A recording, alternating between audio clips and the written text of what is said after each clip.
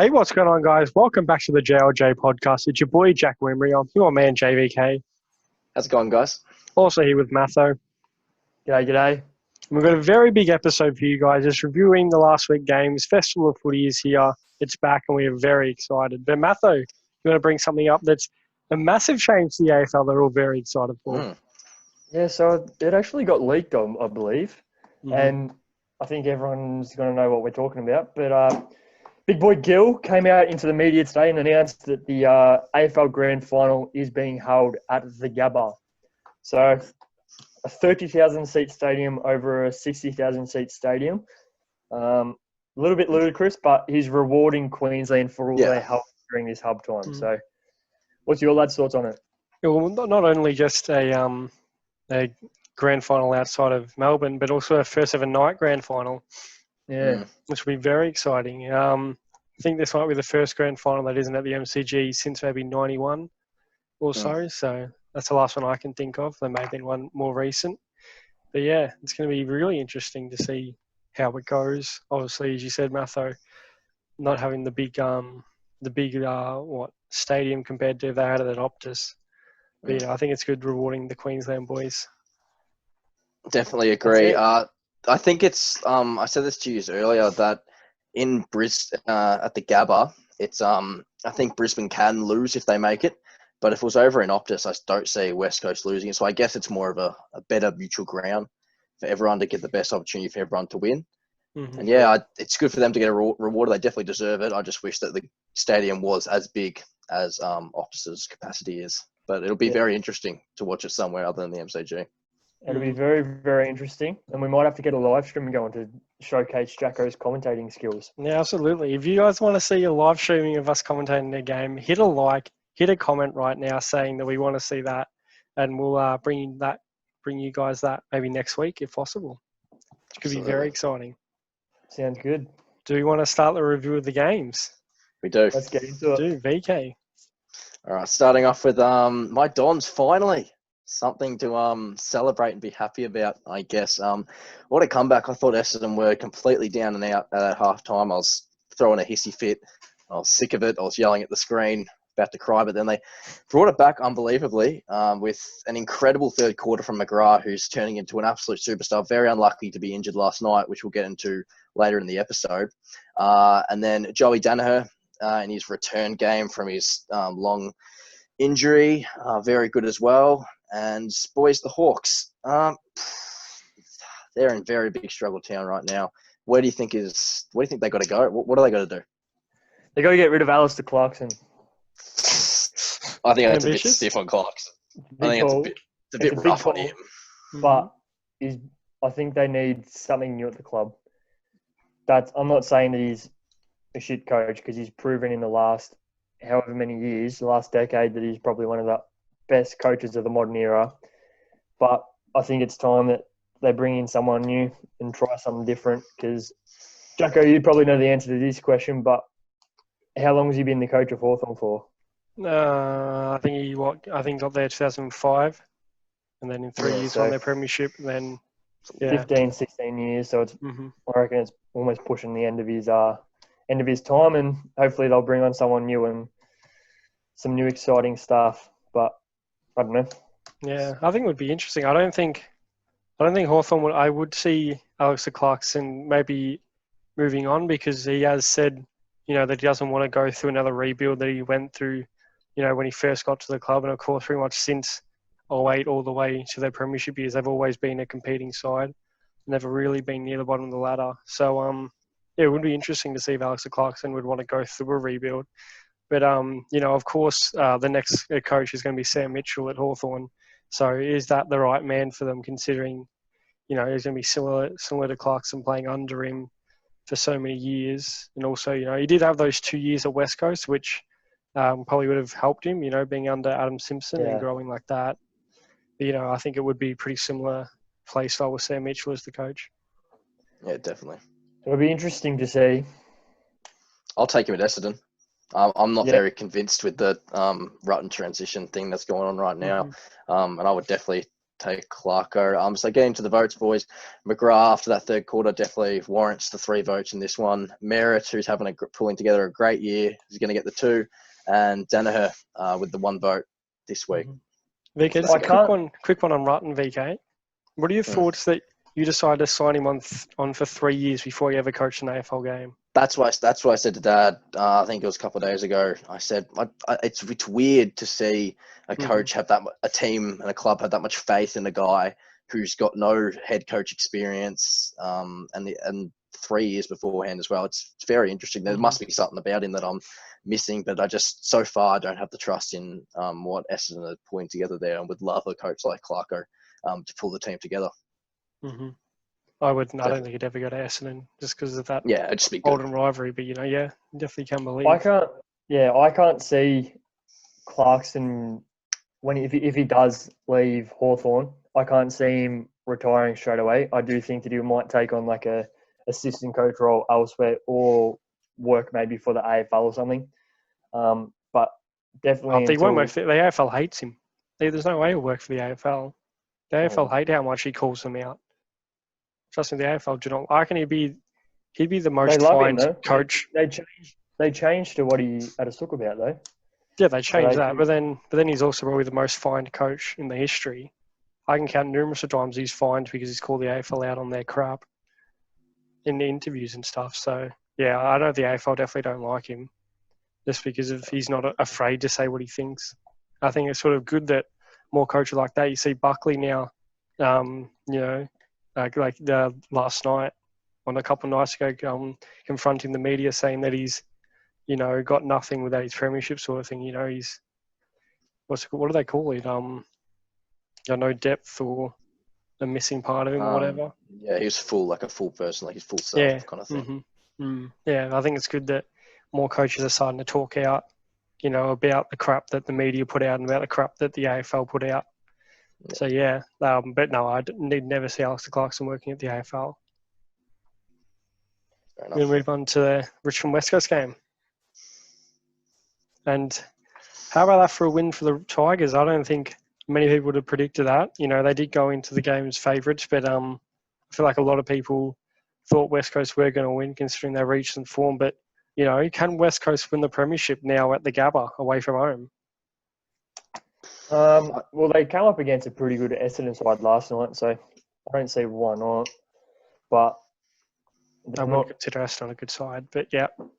They played well last night, though, to be fair. We did play well last night. And that's what I'm saying. I'm not saying that they were a good side. I was just saying that they played well last night. It wasn't like they were playing Adelaide or anything at the Gabba. No. They played a decent outfit away from home and still got the win. But I still think that it's hard for them to win away from home. Like, Essendon aren't probably the greatest side going around right now. And they did almost, like, they took it right up to them yesterday or last night. So, come up against another good side like Richmond, for example, and it should be interesting. I reckon they can. I reckon the grand final in Melbourne, they had a lot of skeptics thinking maybe because it's in Melbourne, another interstate team, they're going to get smashed when they won the grand final. But even after being down by so much at quarter time, they pulled it back. And I think if there is one interstate team to be able to win at a neutral ground away from home, it is West Coast, even though they're so good at home. I think West Coast do have the ability, and going with my prediction, I still do think they will win the premiership this year against the Tigers in the grand final. Mm-hmm. And of course, Shuey ruled out for quite a while, the rest of the normal season, hopefully back for finals, but, will be interesting. For this game, though, Richmond were a dominant team. Gave the 3 votes to Trent Cotchin. Good to see he's back out there after having a fair few injuries. Andrew Gaff for the 2 votes. And Noah Bolter, Noah Bolter, who is seriously becoming one of the premium ruckmen in the AFL at such a young age. They're referring him to as the next Alex Rance. What are your boys' thoughts on his progress? Definitely becoming a good player in the AFL, but the next Alex Rance may be a stretch.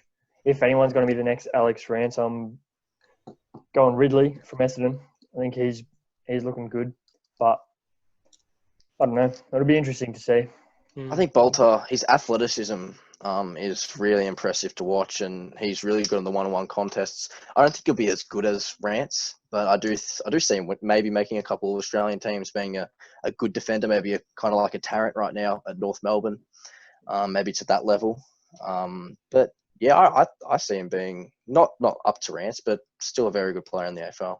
Mm-hmm. It's fair enough.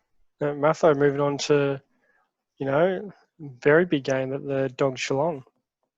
Bulldogs Geelong. No one really tipped Geelong to come back from No. half time. They were getting fair pumped, weren't they? Absolutely. But it was definitely a good game. Dangerfield, another good game for him, another good outing. Haven't really seen him going forward much. He hasn't really kicked a goal in the past few weeks, so I think he's been playing a lot more midfield time, which is good to see for his game. He had 32 touches, which I think demonstrates that he is having another one of his brilliant years. Lockie Hunter as well. He was big for the Dogs, I saw, and when he's on, he's probably one of the best players in the Bulldog side. 27 touches and 1 goal, which was pretty good. He gets 2 votes. And Tom Stewart as well. The 22 touches isn't big numbers, but at 96%, I think that, 90% of the 22 touches going to a Geelong player shows how effective he is out of that half back. And I think only in the second half he stepped up a lot and helped Geelong's back line get over the Bulldog side, I suppose. Well, yeah, the Bulldog side. Yeah, it was a really good win, considering how good Bulldogs came off their last week's win against Melbourne and then coming out dominating the first quarter. Just back to that Lockie Hunter thing, I think he could be one of the premium midfielders in the competition as long as he, can keep his head right. Of course, he's been linked to a couple moves away from Melbourne just to, try and get his head out of the game. A lot less, media attention in other states, considering, he had that drink driving incident. And then, of course, during the Festival of Footy was out for, 3 or so weeks for more mental health issues. So if he can, hopefully get his head right, it'll be great for not only his game, but for the AFL. Definitely. Exactly. But the Bulldogs started very well, very, very well, as we saw. If they can play a full game of that, do you think they are a chance in the finals? Yeah. I think Bulldogs' best is just like a team like Melbourne. Their best is really good, and we saw that when they won the premiership. When they play like that, they can win it from any spots, in my opinion. Yeah, just how dangerous their midfield is with Bontempelli, McRae, Hunter, Liberatore. They get that forward line working well with Bruce and Norton and Mitch Wallace, then anything's possible for them. Exactly. Moving on to pretty boring game with the Port Sydney game. Nothing special, of course, but it was good to see Robbie Gray back to all-Australian form from a couple of seasons ago. He hasn't really had the impact that he may wanted to throughout this year. They played him a lot more forward or so. But, coming back, kicking 2 goals, having 20-odd touches, getting the 3 votes, it was really good to see that he was sort of that missing click that Port hadn't quite worked out so far this year, but, doing really well. Once again, Charlie Dixon having a massive game. We gave him the 2 votes. Good to see he started back onto Port Adelaide yesterday for I think another 2 years or so, which is great signs for them. Of course, was linked to a move to Brisbane, which would have been really exciting for us, but, unfortunately not. I think the big question is, can we take Port Adelaide seriously in the finals? Can they win the grand final at being first? I don't know about the grand final because, anything's possible. It's too hard to tell now because there's so much inconsistency in this season. Mm-hmm. I know it was most likely that the grand final was going to be at the Gabba, but there was still uncertainty about where that was. So I think there's a lot of uncertainty where finals will be played and all of that stuff. So it's definitely hard to pick from now, but if they can keep up their form that they showed that they're a well-deserving side in top spot, then by all means, I reckon they can go all the way. I just still can't see. Hopefully they might prove me wrong at the end of the year, but I just can't wrap my head around Port Adelaide being a better team than someone like Richmond, West Coast, Geelong. I think they might be like what Brisbane were last year. Go out in straight sets after having such a good season. And yeah, I just hopefully they do prove me wrong. Well, not hopefully, because I really don't like Port Adelaide, but they might prove me wrong and do well in the finals. Yeah, I think looking at it, out of the top 6 teams, Port Adelaide, Geelong, Richmond, West Coast, Richmond, and Collingwood, sorry. Out of those top 6 teams, I think their best footy is the worst out of all those teams. I think they just got the most consistent footy in the AFL. You know, their only real bad game may have been against St Kilda, a month ago. I think that's probably the only one game that they've, really been quite poor in. And, of course, maybe the Brisbane game earlier on in the season. I think they got the most consistent footy in the comp, but just their best footy compared to those other top 6 teams wouldn't be able to compete. I agree.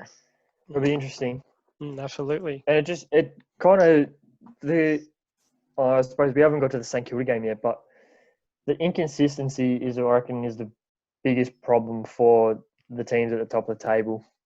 Like St Kilda, people were probably putting them in finals contention, and then they have a really good game against Port Adelaide, for instance, and then play a decent Melbourne outfit and kind of go missing a bit, I reckon. But that's just this season, I suppose, like living in hubs and all that. So it's all uncertainty, and we'll see how it goes. Yeah, absolutely.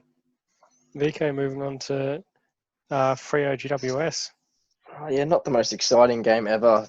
Pretty comfortable win for GWS in the end. They definitely needed that to make finals, and I still believe, like I said, in the last couple of weeks that they'll finish off with that 8th spot this year.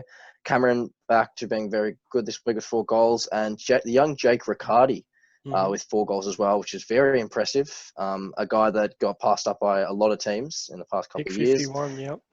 Yeah, and Whitfield, another great game with 31 touches, 9 marks, 83%. His kicking efficiency continues to amaze me every week. And so his second half of this year is even better than his first, I reckon. And he's starting to really get into good form. He would get the 3 votes for me, with Cameron 2 and Riccardi with 1. Yeah, not too much to talk about in this GWS game, just a pretty comfortable win from the Giants. Yeah, I guess the only thing you can talk about the GWS game is, the free agencies that might be leaving their club, of course. Zach Williams heavily linked with a move to Carlton. Matho, how would that work for the Carlton, and how good would that be? Definitely would be a big move. I'd gladly take him in the side. Definitely a class defender. And with Sam Doherty not getting any younger. And Cade Simpson really probably going to retire at the end of this year. Yeah, exactly. Cade Simpson. And there's Nick Newman. He's still to come back as well. Not that he's all-Australian defender or anything, or a big inclusion, but he's a player that's consistent, I suppose. Like each week he does turn up, but throw Zach Williams in the mix as well. It also just gives us that depth as well. Like I'm no doubt about it, he'd be a starter for us. But would be a very, very decent free agency period if we could get Zach Williams to the club. And of course, Aiden Core as well, linked with a move to North Melbourne, which would be great. Finn Layson as well, I think. Yeah, Finn Layson, of course, as well. We've got about him being dropped for the last 2 weeks, taking his spot. Riccardi's taking his spot and really improved there. And, considering now probably the 4th key forward of the competition in the team, probably doesn't get a look in, and now he's linked to a move away again, that GWS want to trade him away. So it'll be interesting to see where he could end up. I did say in one of our chats that I think he will end up at Collingwood. No evidence, no facts or whatever to support that. That's just my feeling that he's going to end up at Collingwood, because he just seems like that kind of player that want to go to a club like that. I reckon it's a good feeling too. I could see him fitting into Collingwood. They need that as well. So I reckon it's a pretty decent prediction. Absolutely. Matho, move on to a big controversial game in the Melbourne St Kilda. Yeah, it was a good game. I think. Or great everyone game. probably thinks it was a cracker of a game. Christian Petrarca, 4 goals and 15 touches. He's in probably the best form of his life. Mm-hmm. Obviously, ex-Friars lad, so shout out to all the White Friars Absolutely. teachers and students listening if you are. And if you do know Christian Petrarca and you're listening, tell him to hit us up at JLJ Podcast on Instagram. We'd love to have him on the podcast. It'd be great to talk to Christian. But 4 goals, I think, and obviously the winning goal at the end. You can't really talk much about other than it was a cracking game. I think Stephen May was a rock in defence for Melbourne. He was the best game of his career, definitely. Yeah, we were talking a few weeks ago that he probably shouldn't be in the contention for a class defender or a key defender, but I suppose them comments and not gone, but kind of fought back to the critics. Definitely. And Jack Steele as well. I'll give him 1 vote, but 26 touches and a goal. He's the starting midfielder for the All-Australian side right now. Yeah. And we all saw last week, but he earned his spot this year, and he's arguably one of the best midfielders in the game. Top 5 right now. I'm calling it top 5 right now. Yeah. But the big question, was it touched? Yeah, I think that's the biggest thing. Of course, the AFL are now come out and saying that they're going to put cameras in all the posts at their games for the rest of the year. They've got to. Yeah. I can understand why they didn't, considering there's only, 1 or 2 games played there. It probably cost them, $10,000 to put some cameras in a post that, may not be that important, but, they turned out to be crucial. Yeah. And, in a season like this, it's not easy to put in 10 grand here and there for cameras to be put on the posts, especially with all the costs and stuff. But like you said, it turned out to be very costly. But from the cameras that they had, I think it wasn't touched. Yeah, I think it's too hard to say. Away. Yeah, I can't make an opinion. It wasn't enough evidence for me to really. Yeah, I think you just have to back the goal umpire in that situation. If Knox is listening, had many heated arguments with him. He believes that the goal review should be scrapped all completely because he reckons it's a waste of time. So Knoxy, if they did that, imagine the controversy would have every week. If considering stuff like that happens nearly every game. Yeah. But Matho, moving on to disappointing result for your Blue Boys. What game was it? The Collingwood versus the Bye. The one you lost, that one? The Collingwood Carlton game. Yeah. We haven't played them yet. It's not happened yet. What are your thoughts? What do you reckon previewing for the game? Yeah, we'll preview the game instead. No, it was good first half, but second half we went missing, and Collingwood proved to be the much better side. Carlton didn't kick a goal in the second half, which was very costly. Not going to win doing that. No, exactly. And 4 behinds in the second half. Definitely need to capitalise on the chances that we have. And another talking point, Patrick Cripps, he's my main man. Love him, but he's the worst set shot in the AFL. He does struggle.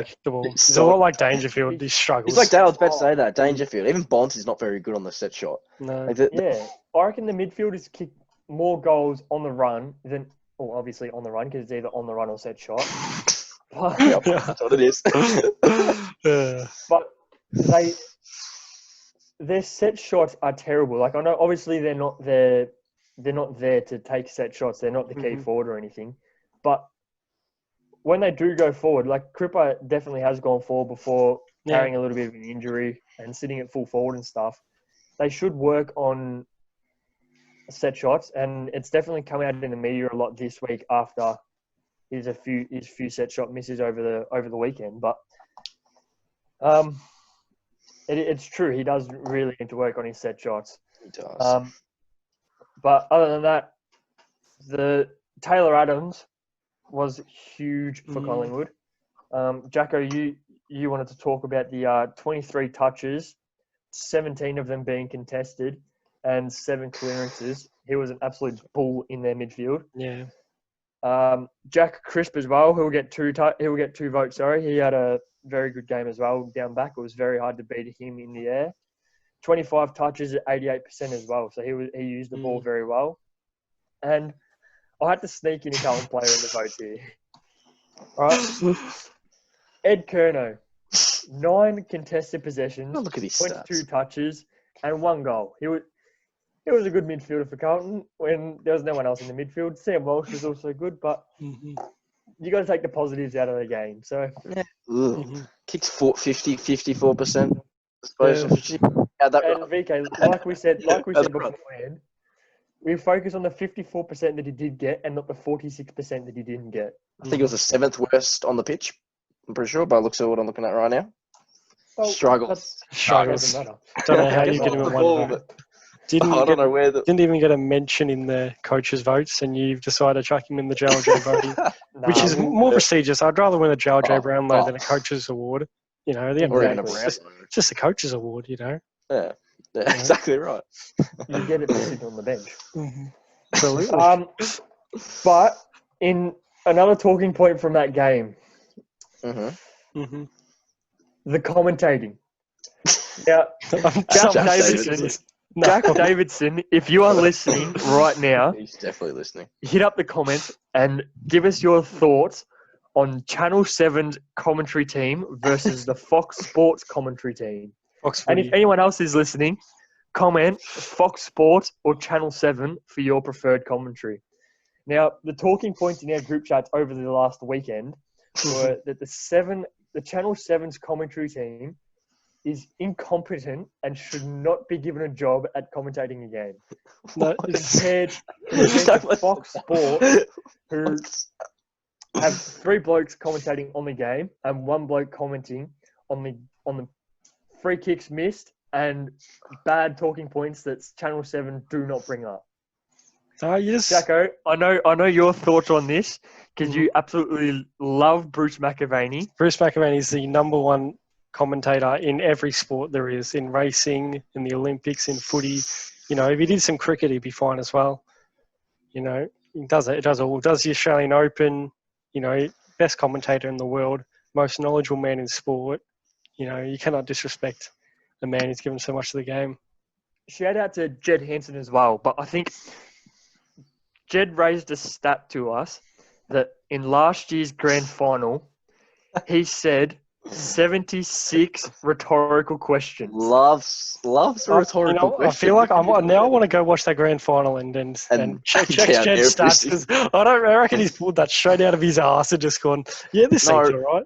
No, there will be, because he would have asked, are they coming back here? Like 400 times and questions like that. I reckon it's around 70 in the grand final. It's ridiculous numbers. That's not a rhetorical question. Are they coming back? That's a genuine question.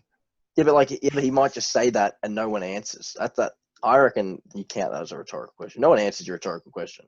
No, that's what a rhetorical question is. Yeah, so no one's answered, then you'd count it. Still, I think Davo's point is there was a decision where Cripps got straight out of the middle and got tackled by 3 or 4 Collingwood players and just completely dropped it. And the commentators actually praised him for it. No, they just said he said that's dropping the ball. He said Cripps dropped it. They didn't say that was dropping the ball. Later, they said it was all that goal came all from Cripps's burst out of the centre clearance or something. Like that. So I think what Davo's saying is 100% correct in that the Channel 7 commentators are incompetent. I disagree. I disagree as well. I have turned the TV on mute a fair few times due to their biased commentating on Richmond, Collingwood, and Fantasia. No, it's just Fantasia. I've put them on mute and I've turned on the radio because their commentating is absolutely dreadful. You're a radio lad. I'll listen to Bruce speak all day. Exactly. Bruce is by far the best commentator. I'd love Anthony Hudson to get a job at Channel 7. Good. I think Hudson's the second best commentator in the AFL. So if you get Hutto, BT, and Bruce, with BT. He's so no, annoying. I like BT. Cameron Ling on the boundary line. I think he's the best boundary line Lingy's good, commentator. Unfortunately, he hasn't really been able to do too many games, considering he's still in Melbourne. Yeah. But we'd love to have that as a partnership. Last talking awesome. point from this game. Are Carlton's finals chance over? Yes. They had never had a chance to start with. I think they did. Whoa. I think it's done Yeah, now. that's beat too Collingwood, I reckon far. they would have made it. But I reckon it's done now. Mm-hmm. Should have I done. still have hope. Nice. Patrick Cripps still has hope. Mm, God, I don't know why he hasn't had a move out yet, but we'll. exactly. Should come to a better side, win a premiership. Who's this? Patrick Cripps. No, because he's a good bloke. He likes the culture of Carlton. Uh-huh. We'll move on to probably the most embarrassing performance of the year: Gold Coast versus North Melbourne. North Melbourne, as many people call them the North Melbourne Witches hats. Really struggling. Of course, an article was raised a couple of days ago. Would a Division 4 EFL side beat North Melbourne? You know what? I reckon they give them a fair run for their money. Mate, under 12 research, I reckon Div 1 in that grand final that we won. I reckon we give him a run. Give them a good I reckon run. we definitely give him a run. Under 12s. They are that That's bad. too far, VK. No, I reckon we give him a run. Too far, VK. They're really, really struggling. Of course, Damien Barrett's very public about how bad they are. He's said it many times that they're in, just as bad, biggest trouble as Adelaide. And do you guys agree with that? Are they in as much as trouble as Adelaide? I think so, yeah. The prediction at the start of the year, Melbourne to fold and move to Tasmania is looking more and more likely as the weeks go on. Yeah. If there was no COVID and Tasmania didn't lose money and still had tourism coming in and stuff, I reckon they would have moved within the next couple of years.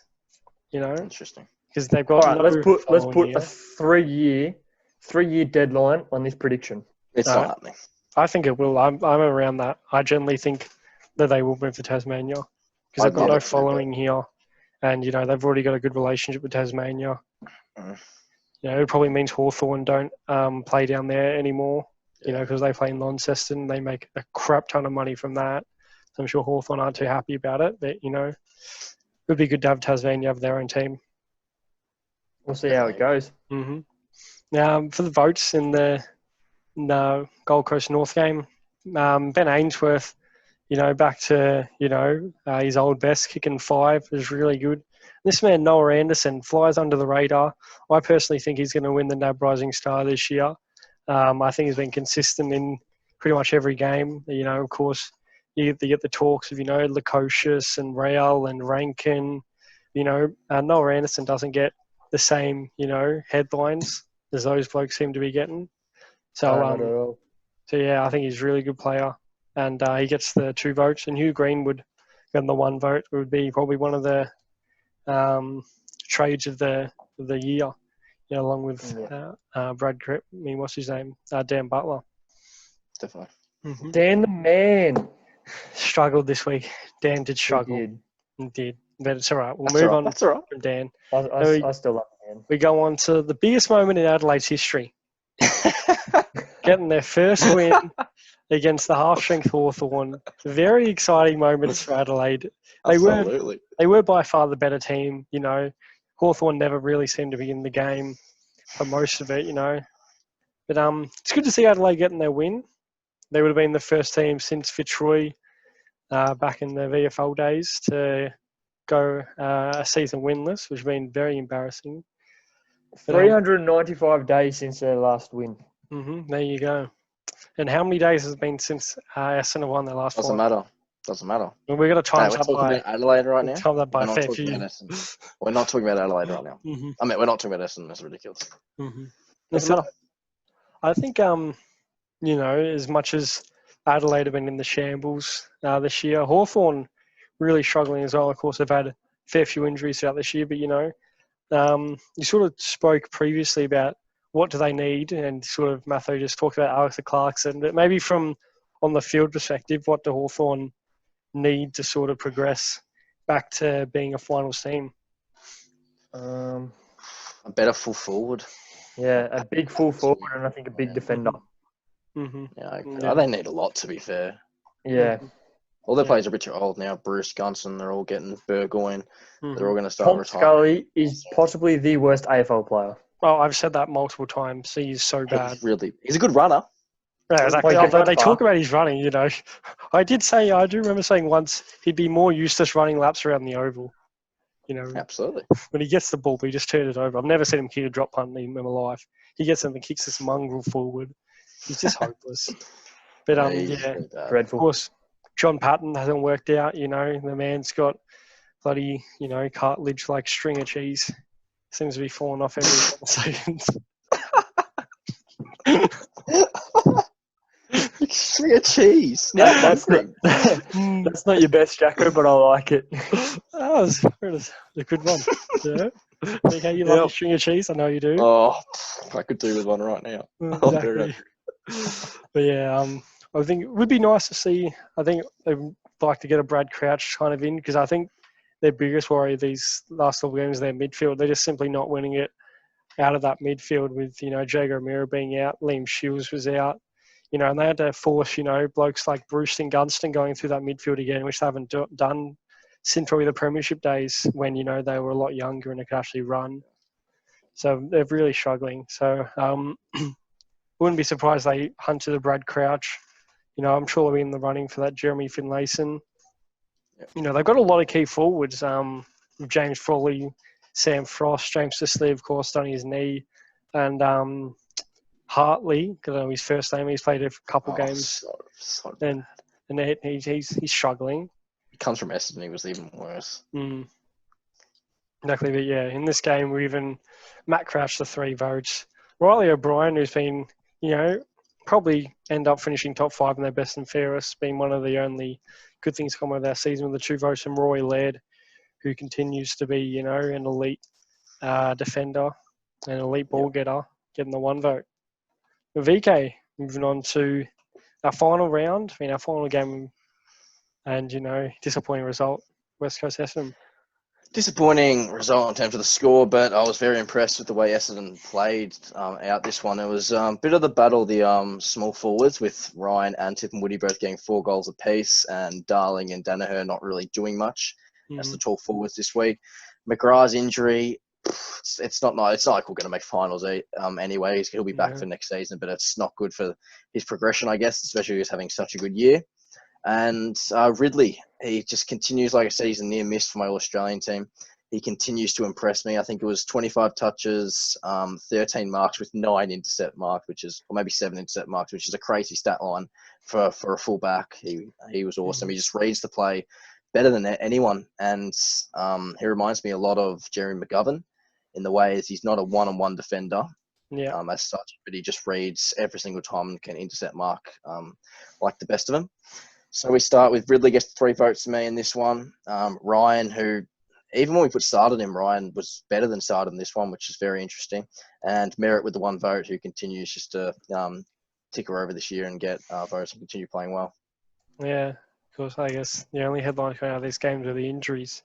Of course, we already spoke about should be 4, you being out till finals. And, of course, McGrath, you know, being Essendon's best player probably for the whole year. You know, really proving his number 1 draft status. Definitely. You know, would have loved to have Cam Rayner turn something like that, but he's, in terms of first round, it's going to be shocking. Yeah. He's really struggling as a first round pick. You know, he's not a bad player, but as a number 1, you can see what Sam Walsh is doing, what Matt Rowell are doing. They're already better players than what Cam Rayner is, which is quite annoying. But, you know, hopefully, you know, he's a lot of similarities to Petrarca, I guess, in terms of they both started slow, both got that same type of build. So hopefully he turns into a Petrarca-like in, you know, 2 to 3 years' time. But yeah, McGrath really doing well. And of course, Ridley, we up there in the best and fairest. He'll probably win it, I reckon. Yeah, him and McGrath. He's probably been the best. Oh, no, McGrath injured for the rest of the year. Ridley will win it. Should win the best and fairest. Well, you've only got 3 more games. You got the bye next week. So no, we already had the bye with Melbourne earlier in the year. ask Collingwood and someone then for the bye next week then. Yeah. Mm-hmm. Yeah. Got anything else to say, lads? No, I reckon that's a good wrap up. Yeah, For that's all good. last week's rounds, definitely. That, guys. Thanks for watching. Reminder to like and tell us in the comments if you want to see us do a commentary of one of the games. I think it would be really interesting after we've talked up the commentary. You know, might have Dave Don't forget either. as an appearance, considering Yeah, I reckon, Special I reckon we expert get or expert. Davo on for a debate over the commentary. That could be a 30-minute podcast. Halftime debate over the Mhm. Channel 7 commentary. But don't forget, hit up in the comments, Channel 7 commentary or Fox Sports commentary. We want to hear. Mm-hmm. Absolutely. So, yeah, thanks for watching, guys. Check us out on Instagram, Facebook, TikTok, even though TikTok's a bit irrelevant these days, you know.